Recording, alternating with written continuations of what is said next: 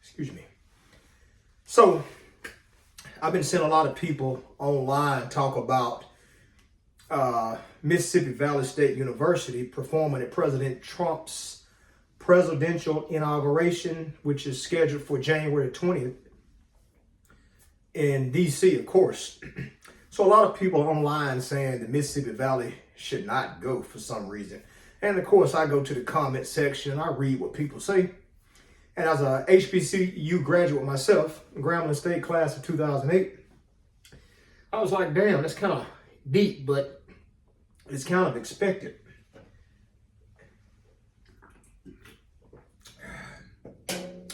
I can understand both sides of the equation, but I mean, I'm leaning to one side a little bit more myself, which I would assume is common sense, but common sense ain't so common, right? So I looked online at this article, which was by Garrett Busby, B-U-S-B-Y, which was published on December 27, 2024. Mississippi Valley State's band invited to presidential inauguration parade. Basically, Mississippi Valley State University's band is set to perform at the 60th presidential inauguration parade. President-elect Donald Trump invited Valley's Mean Green Marching Machine to perform at the event in Washington, D.C. on January 20th. Then, of course, it has Mississippi Valley's information where you can make a donation, and it basically says the MVSU Mean Green Marching Machine is headed to Washington, D.C. for the 60th presidential inauguration parade. This invitation is a testament to our students' excellence and dedication. I agree. Help us raise $350,000 to make this once-in-a-lifetime experience possible for all of our students. You would think that right there summed it up, but it didn't. And as a HBCU graduate myself, I wanted to talk about this. I felt like I had to. For the record, I have my cousin went to Mississippi Valley State University. He's about 80, he's 85, I think. Yeah, I think he's 80, 85, I think. It might be wrong. But he was a college professor at Grambling State University, taught math. And so that's where he got his education from. He went to Valley. Of course, back then, they had segregation, and you couldn't attend the white schools. So he went to Mississippi Valley State University. That's where he got his all of his degrees from, bachelor to a PhD in math. So he was a successful teacher. And for some of y'all who are not familiar with Valley, I'm gonna read you a little bit of history here. So it says legislation authorizing the establishment of the institution under the name Mississippi Vocational College was enacted by Mississippi Legislature in 1946. The express purpose for the new college was to train teachers for rural and elementary schools and to provide vocational training. The groundbreaking ceremony was held February 19, 1950 with the late Honorable Governor Fielding Wright, the Board of Trustees of State Institutions of Higher Learning, the first president of the university, Dr. James Herbert White, and interested friends participating. The college opened in the summer of 1950 with enrollment of 205 in service teachers. Remember, Brown versus Board of Education was 1954. And it goes on to say the first academic year, 1950 to 51, opens with 14 regular students and 7 faculty members. The college offered the Bachelor of Science degree in 14 areas and provided extension services. The name of the institution was changed to Mississippi Valley State College in 1964. The college was authorized to offer the liberal arts degree as well as the science and education degrees. In 1964, the name changed to Mississippi Valley State College, and in 1974, the Valley became Mississippi Valley State University. The name changes reflect the expanding mission and program offerings of the university. Dr. Ernest A. Boykins, the college's second president, takes office in July 1971. The Honorable Governor William A. Waller signs into law the bill granting university status to the institution on March 15, 1974. The institution name has since been known as Mississippi Valley State University.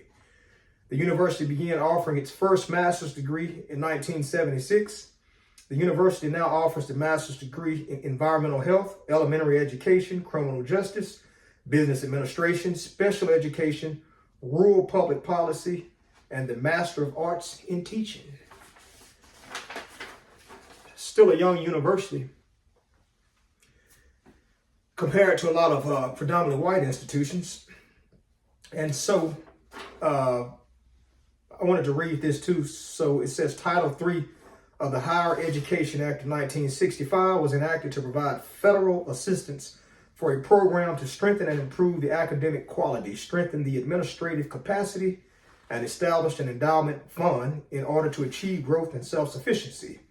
For developing institutions, the Title III program began as part of the Higher Education Act of 1965, which sought to provide support to strengthen various aspects of the schools through a formula grant program to accredited legal authorized HBCUs. This program provides financial assistance to HBCUs to establish or strengthen their physical plants, financial management, academic resources, and endowment building capacity. Mississippi Valley State University is the recipient of 2 federal grants that are managed by the Title III office. They include the Title III HBCU program and the mandated SAFRA, formerly College Cost Reduction Act allocation, CCRAA program. That's kind of cool. Mississippi Valley State is a young institution. It's came a long way. And it is a institution that was started for a great purpose, to educate black people. That town, Itta Bena, Mississippi, I've been there several times. You know, that's a predominantly black town in the Mississippi Delta region. So having that institution there was a great thing for black people there, especially during that time. So the problem that I think a lot of our brothers and sisters are having with them attending something connected to Donald Trump is they don't like Trump. For some reason, like this is some shit I've listened to since Trump was elected the first time. You know, I go back and forth sometime online with people who act like Trump's their representative and Biden's everybody else's and vice versa. So I took a deep dive online and I found an article that was written by Sarah Wiseman in Inside Higher Education. You can find this online if you want to. The title is, Did Trump Get HBCUs All Funded? Because this is something that goes back and forth. And they did a good deep dive. They interviewed people who work for the United Negro College Foundation and the NAACP. So I'm going to hit a few pieces of it here. This is the article here. That's what it looks like there, if you want to go read this yourself. So basically, we start out here. I'm not going to hit the whole article, but I did highlight some good pieces. So it says, of course, did Trump get HBCUs all funded?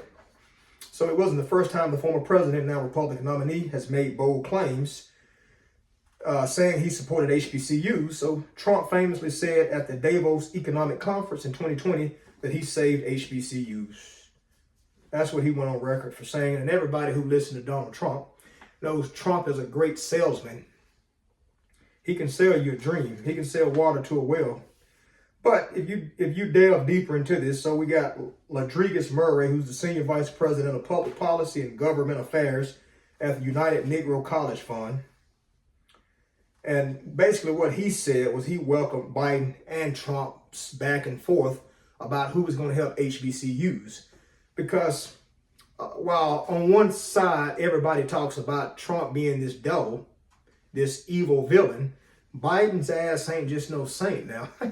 No, not at all. If you pay close attention, seem like neither one of them can really be considered your friend if you ask me. But sometimes people say things without actually meaning it the way some people take it. I mean, I think I can say that. But sometimes people have good intentions, but it might not benefit everybody the way they want to be benefited. So Rodriguez Murray said he really accepts Biden and Trump's back and forth claims. And he said, I quote, "A decade ago, presidents and presidential candidates likely wouldn't have talked about HBCUs at all." I agree with that. So just the fact that the conversation about HBCUs is coming up in presidential campaigns is a plus, because it's throwing it out there. And that's what needs to happen. If you keep HBCU in the media, then people can work harder. Some of these politicians that can vote on a bill, if they hear it in the media, they might support something because Trump said it, Biden, Obama, or whoever the future presidential candidates are. So this is where it gets into the meat set. But did Trump really get HBCUs all funded? Was his presidency actually bigger and better for them than his predecessors? HBCU leaders and experts say the answer is yes and no, which is what I said. It's yes and no. Their institution did make meaningful gains under Trump, they say, but some argue he's exaggerated his role in those efforts and worry that a second Trump administration could pose a fresh challenge for HBCUs. So the first term for Trump's presidency, Trump talks about the Future Act, which Trump signed into law in 2019, making permanent an additional $255 million in annual funding for minority-serving institutions, including $85 million a year for HBCUs.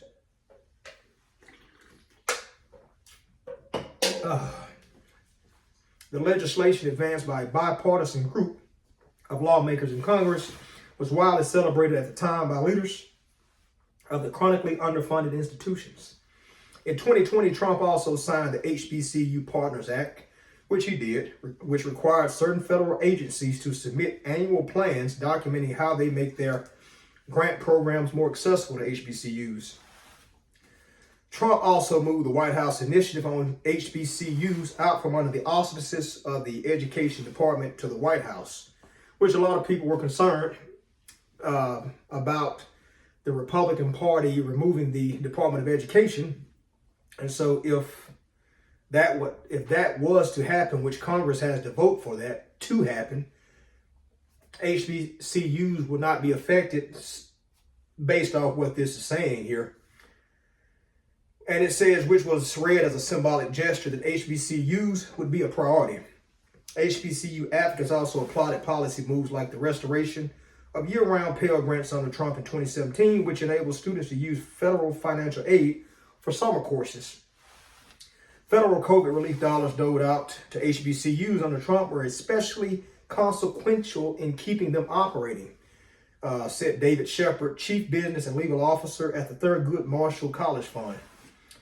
But he also emphasized that HBCU advocates work with Congress to get many of these pieces of legislation passed, including the Future Act, and said that while Trump didn't oppose those efforts, he didn't spearhead them either. So that kind of goes with the yes and no. It goes on to say that Trump administration can be fairly credited with working with us, which is fair, credited with working with us in some ways to provide certain funding for our schools.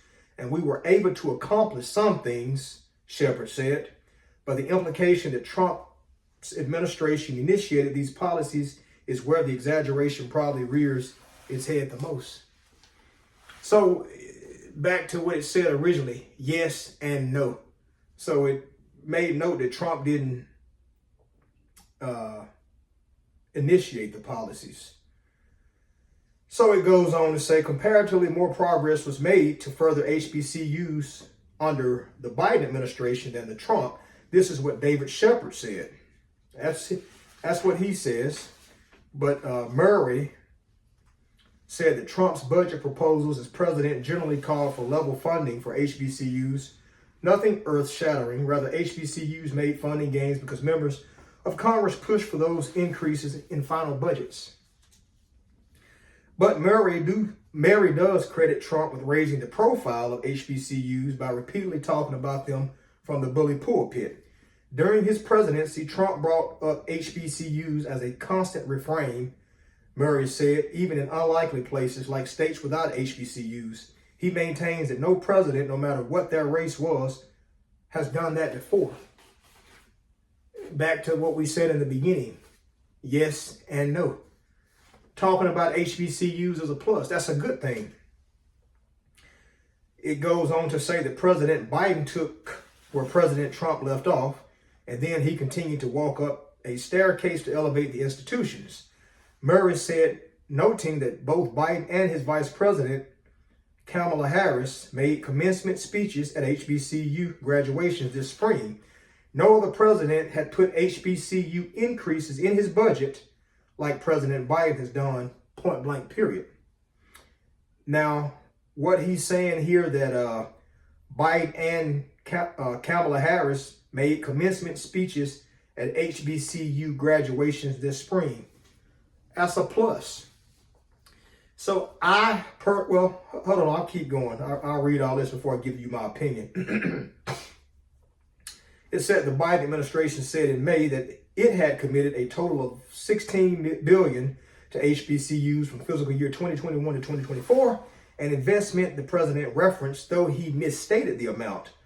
At the June debate and again in Nevada, this sum includes federal grants, contracting opportunities, debt relief, aid to students, and COVID-19 relief funds. Biden said at an NAACP convention, that's why I've invested a record of $16 billion in HBCUs, because no HBCU student is any less qualified than any student anywhere else. But the HBCU leaders told Inside Higher Education that Biden, it's addictive, God, dog. The Biden term has also come with disappointments. For example, one of Biden's 2020 campaign policy proposals would have mandated that universities with endowments of more than $1 billion use a portion of federal research dollars to subcontract with HBCUs or other minority-serving institutions. But the legislations never materialized. The botched rollout of the new free application for federal student aid this year also frustrated many HBCU students and their advocates. Biden also proposed major investments in HBCUs in the Build Back Better plan that ultimately didn't make it through Congress. Like Trump, his first-term legacy on HBCUs has ultimately been mixed. Then we got Walter Kimbrough, who's the interim president of Talladega College, which is in Alabama. It's HBCU. Noted that HBCU funding has been one of Trump's core talking points with black voters, which makes sense given that HBCUs tend to regularly enjoy bipartisan support. But some of the former president's boast about his efforts on behalf of HBCUs left Kimbrough perplexed when Trump was in office. Trump, for example, took credit in 2019 for lifting restrictions on federal funds for faith-based HBCUs for capital improvement projects. Yet Kimbrough, the former president of two religiously affiliated HBCUs, Dillard University and Philander Smith College, said he never had problems assessing these funds for infrastructure projects. Kimbrough added that even though Trump reauthorized funding for HBCUs through the Future Act, he also proposed cuts to federal programs critical for HBCU students. For example, Trump suggested funding cuts to federal work study and the Supplemental Education Opportunity Grant and opposed increases to the Maximum Pell Grant in his budget proposals. At least 75% of HBCU students rely on Pell Grants to pay for college, according to data shared by TMCF. Congress averted the proposed cuts to higher ed spending. So Kimbrough basically says a lot of the programs important to HBCUs are always under threat. Then we got Ravi Perry, who's a political scientist at Howard University. He said that Trump made symbolic overtures to HBCUs while president, but his vitriol towards critical race theory and diversity, equity, and inclusion efforts showed a lack of support for their mission. Perry noted that when Trump spoke at Benedict College in South Carolina in 2019, Trump's only visit to an HBCU, as far as Perry could recall, students were told to stay in their dorm rooms because of concerns about protests.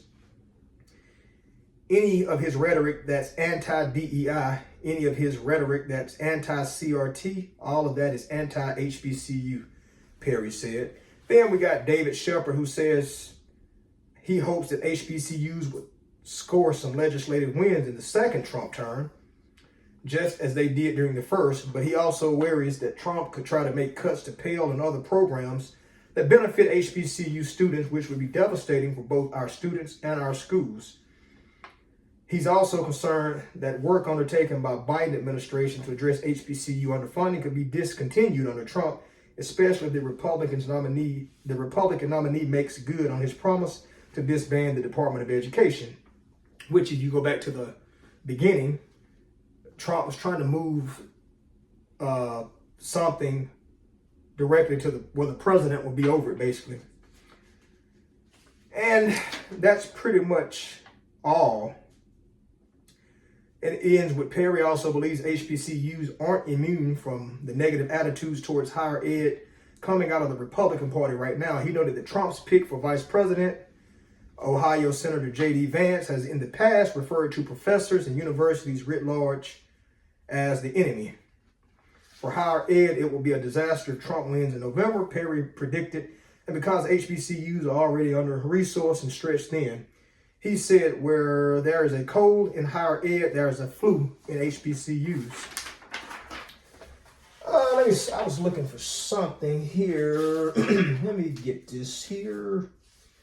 I wanted to point out.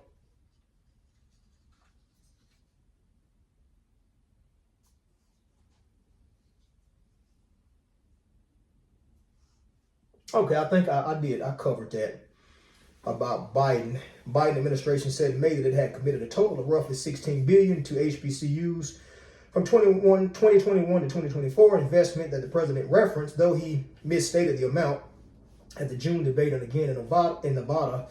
That sum includes federal grants, contracting opportunities, debt relief, aid to students, and COVID-19 relief funds.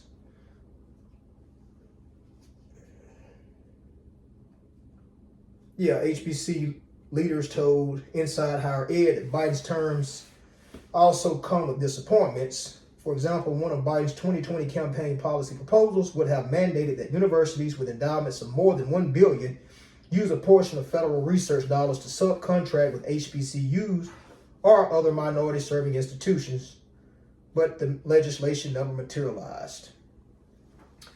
Okay, so did Trump get HBCUs all funded? Like I said in the beginning, yes and no. Which brings us to the main talking point here.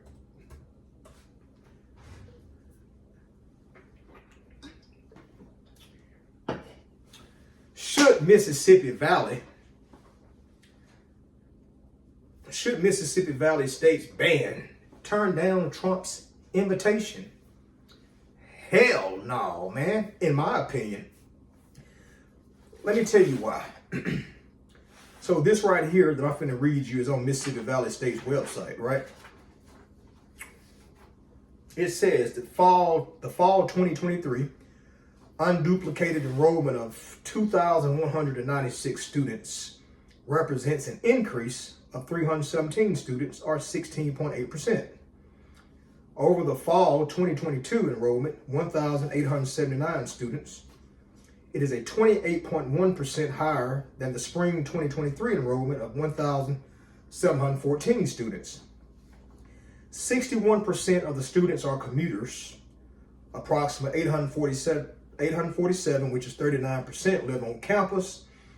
53% are 1,161 of the students are from surrounding Delta counties, which that Delta area is, it's poor. It's not, someplace. It's not saying everybody there is living in abject poverty, but the Mississippi Delta is just not, it's not a lot of gold out there. It said 27% of students are from out of state.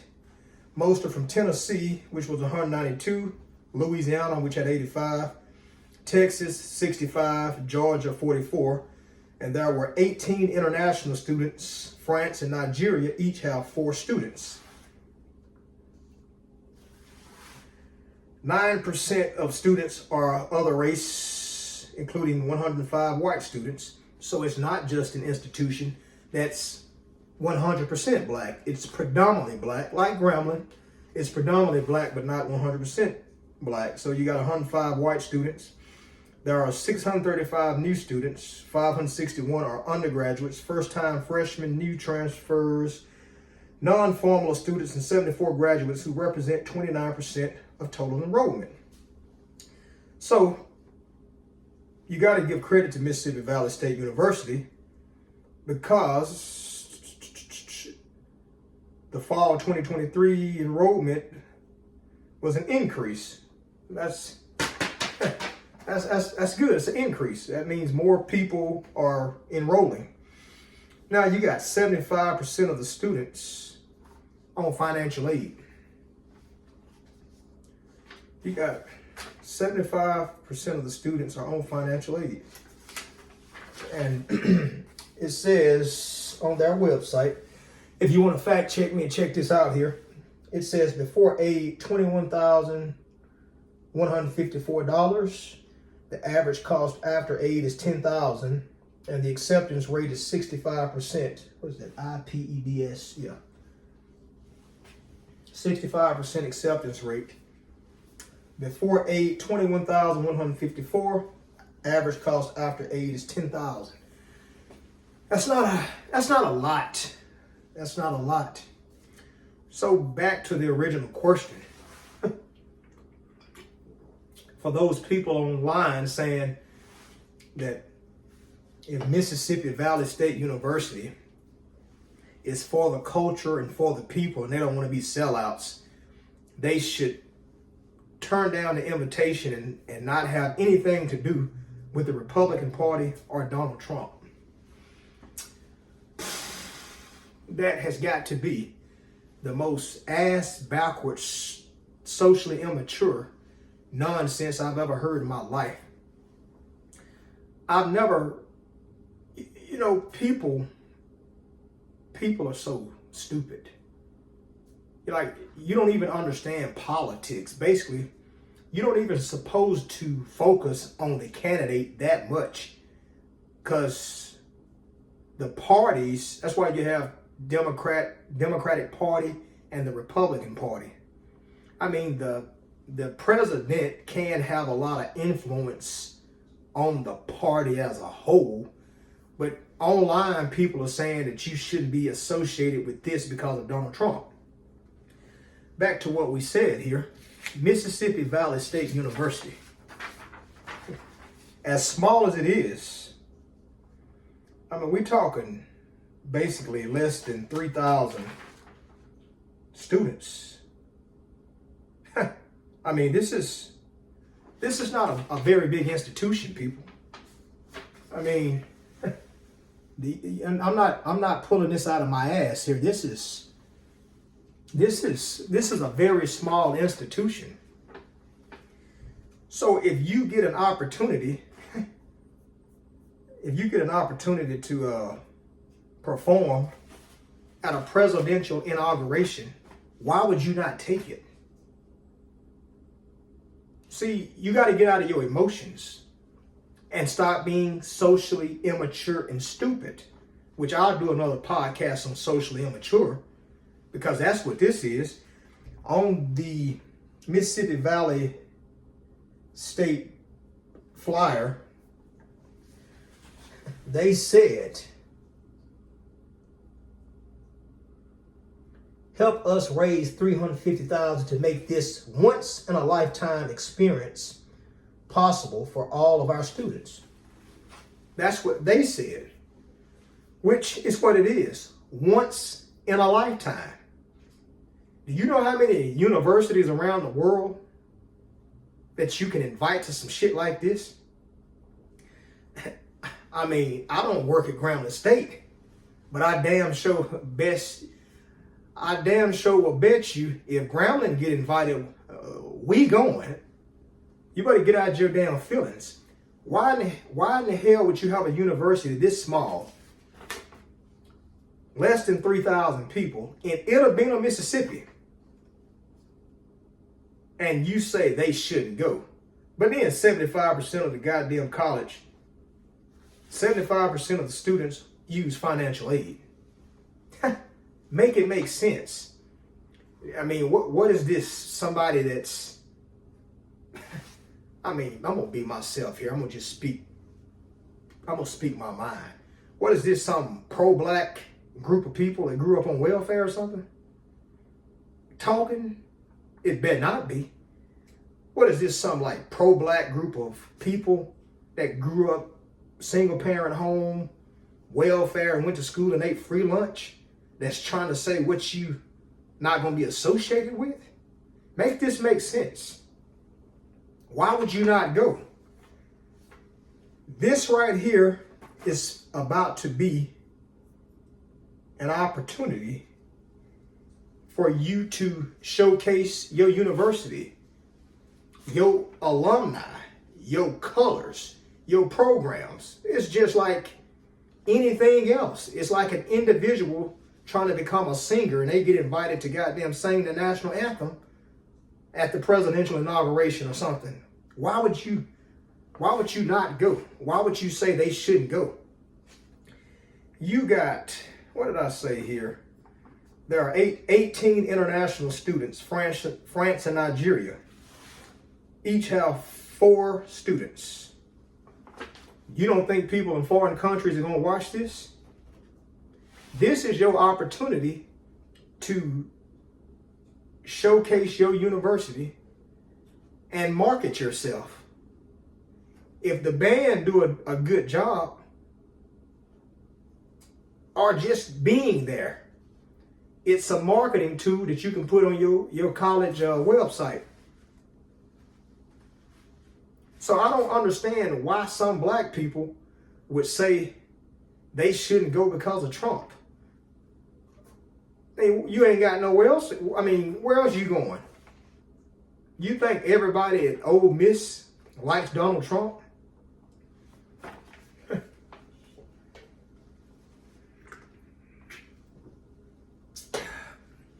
You think everybody at Mississippi State likes Donald Trump? Do you think everybody at Southern Miss likes Donald Trump? You think everybody at Alabama likes Trump? Do you think everybody at LSU likes Trump?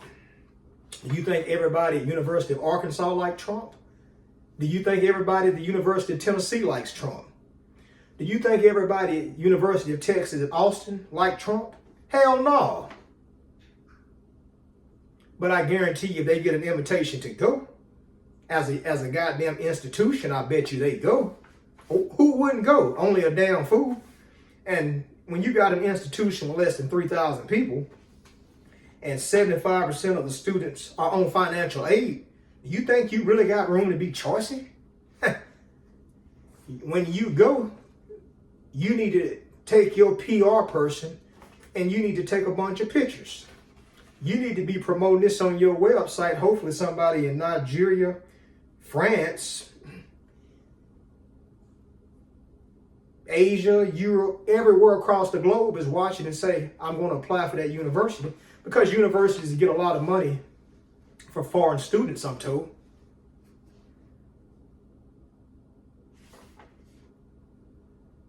You got Tennessee, Louisiana, Texas, and Georgia, and it's not a lot of people from those places.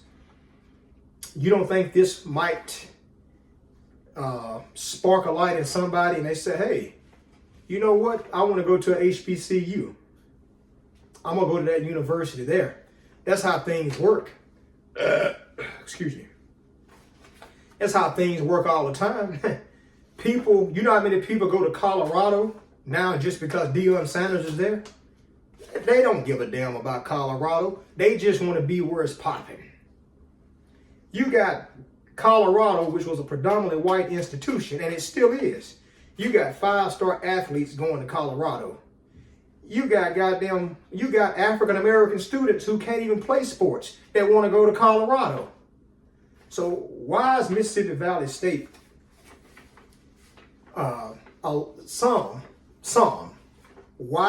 why are some of the Mississippi Valley State alumni and citizens and black folks in general saying that the damn university shouldn't go? This is an opportunity. Hopefully, which is what I'm thinking, hopefully all the damn Republican politicians, some of the non-profits, some of the damn wealthy donors, they're going to be watching this. And just like everybody else who go along and get along, hopefully y'all reach out and ask people for donations. I'm talking the million and billionaire class. Hopefully they watched the presidential inauguration and said, yeah, that's that college that was at Trump's inauguration. How about I write him an old check for $5 million, $10 million, $100,000, whatever. You can't mess up your blessings, man. And you can't be so socially stupid and emotional that you don't know when you get an opportunity. As an HBCU graduate myself, it was the dumbest thing I've ever heard. Like I really looked in the comment section and looked online. Man, you got I'm talking about thousands. You got thousands of people saying they shouldn't go. It's disrespectful to black people. I mean, what in the hell are you talking about? It don't make sense. Your personal beliefs about the man is your personal beliefs. This is for the institution. And this institution needs all the support it can get. HBCUs are always having issues with funding, faculty being understaffed and all that good stuff. You need to build your numbers up at this college by any means necessary. And I do mean any means necessary. Whatever kind of marketing opportunities you have, you got to take them. Because if student enrollment drop too much, you know what's going to happen. That question will come up. Are they going to do away with this HBCU? It happens all the time. Don't act like you don't know this. A lot of these state governments who don't like the fact that HBCUs exist, they always trying to pull some strings behind closed doors to get rid of HBCUs. And this is your one opportunity to be included. And here you are playing emotional politics. Better shut the fuck up. Fuck is wrong with you? Shit. It don't make sense. And I looked online here. It says, which these numbers are faulty here, because I got like 2 or 3 sources. It said Obama drew an estimated 1.8 million people to the National Mall 8 years ago, according to federal and local agencies. Planners are expecting no more than 900,000 people to attend Trump ceremonies January the 20th. Then it went back and said, which this is just the jargon, Trump's inauguration will not be as big as Obama or Biden's, which Trump came back in here and said that it's fake news, which you can expect that from him. But either way it goes, I'm not finna try to dissect all the ignorance and stupidity. But what I can say, you're gonna have between 700,000 and 1 million people there. You will have between 700,000 and 1 million people front and center in attendance, as well as every major media network there. You know, Fox News is going to be there. CNN is going to be there. MSNBC is going to be there. Everybody's going to be there. They're going to have the local, you're going to have the local networks. Everybody's going to be there. And this is when the PR personnel at that university, shit, you should ride the wave. It should be a damn picture of your band in all these ceremonies. I mean, and if you are lucky enough, which I'm sure it could be done, you ought to get with damn Trump and let him take a picture with the band. Man, I would get Trump to take a picture with the band, his kids. I'd get J.D. Vance. I'd get every politician I could. And then you tell them on some real stuff. You say, hey, you know, Mississippi Valley State University, we in Mississippi. Can you help us? Can you support us? They gonna remember. They gonna remember. You know they gonna remember. You tell them we are grateful that President Trump invited us. We need support. We need funding. If Trump invited you, you don't think everybody else gonna support you in the Republican Party? Then what do you have? You got the Democrats sitting back looking. They saying, well, damn, just like the article said. Just like this article here said. The Democrats going to be sitting back watching.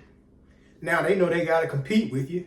So they're going to start supporting you because they don't want the Republican Party to support you. And they just sit back and watch because now they feel like if we don't support these HBCUs, especially this one, the Republicans might win again. And that's not what the Democrats want. You watch what I tell you. The Democratic Party, if you publicize this just right, they're going to reach out to Mississippi Valley State University and all the other HBCUs and say, hey, my name is Democratic such and such and such. I'd like to make a donation. Now all the money is pouring in. What this article by Sarah Westman said, that the Black University advocates pointed out, the conversation includes HBCU, which is all that matters. If you didn't get invited, you would be mad. You would. Don't say, I'm black. I know how a lot of black people think. If you didn't get invited, you would be mad. You would. You know damn well you would. You would be mad. But you got invited, so shut up and go. Your ass got invited, now shut up and go. Take advantage of the opportunity. Take advantage of the opportunity and get your resources. Grow your student population. 2023 enrollment of 2,196 students represents an increase of 317 students. So the objective should be to get another increase. 16.8% increase. Shit, keep it going up. You need the money. And hopefully what you can do is start attracting some students with some money and connections. You might get the next Jerry, you might get another Jerry Rice. If you get another Jerry Rice or Bill Gates or somebody at the university, or Kamala Harris. Kamala Harris, whatever you think about her, which we're not going to get into that. That's a whole nother episode. Kamala Harris is a Howard University alum. She is Howard University alum. So Howard's getting publicity. You're going to have some loyal followers of Kamala that's going to remember she's an HBCU graduate and they're going to support Howard. This same thing is how Mississippi Valley State and other universities need to do. Put your damn commercial up there. I'd send flyers out. I'd send flyers, postcards to people, to white people. You got, what did I say, 105 people? You got 105 white students. You should be sending out invitations and postcards to white people in the Mississippi Delta and across the world. Nothing's going to stop you from getting donations. You don't know who out there. You don't know who out there that is not racist. Don't care about politics that will write a check for $1,000 or $500 to Mississippi Valley State University. People are always trying to make their wrongs right. Somebody might have a granddaddy who's racist as hell, and they want to make it right. So you send your information and say, hey, Mississippi Valley State University, we were at Trump's inauguration parade. Would you please make a nice monetary donation? You don't know who the hell will send you a damn check. That's how the university grow. So all this, we not going to be included shit. This ain't segregation. This ain't 1950. Everybody is integrated. And for your 105 white students that you got going there, see, it shows you that you don't think outside the box. Because your 105 white students who might be faithful alumni members or future alumni members that pay their alumni dues faithfully, you don't know how they're going to take this. They might like Trump. Their families might like Trump. So by you saying, excuse me, the university shouldn't go to the inauguration because Trump's white, what does that say about that 105 students there? So you can't be emotional. You got to think like a leader and not a child. You can't. You got to grow up.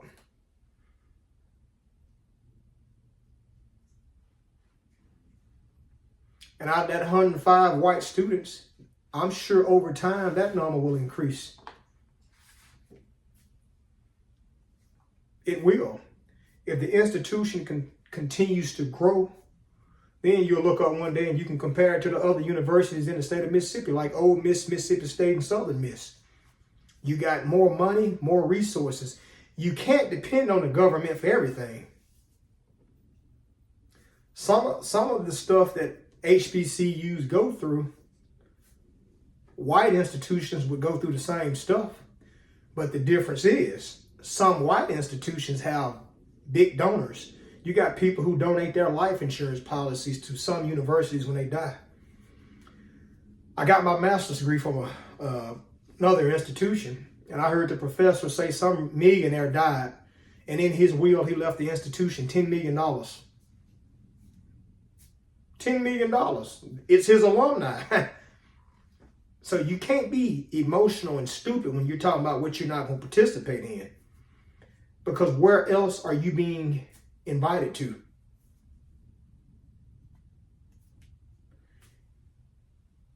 If you got a black girl or a white person that go to Mississippi Valley State University, you should ask Trump, can they sing? You know how Beyonce sung at Obama's inauguration? Should tell Trump, hey, we got such and such, she can sing.